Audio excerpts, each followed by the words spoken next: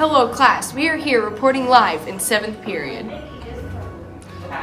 Just in, breaking news about the description of the hinge joint. Now to our personal dictionary for the definition of a hinge joint. A hinge joint is a bone joint which the articular surfaces are molded to each other in such a manner as to permit motion only in one plane. Now to examples. Okay, so first off, there are examples in and out of your body. Today, we will have Kai and Marie here to help us demonstrate. So today, for our first example, we have Kai demonstrating the hinge joint in her knees. The second example inside your body for the hinge joint would be the elbow. The final example on your body will be the interphalangeal bone.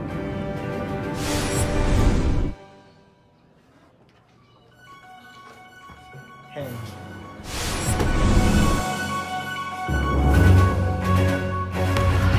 Now we are here with DeMarcus Hudson in the Bishop Lures gym playing basketball. So DeMarcus, how are you able to play basketball?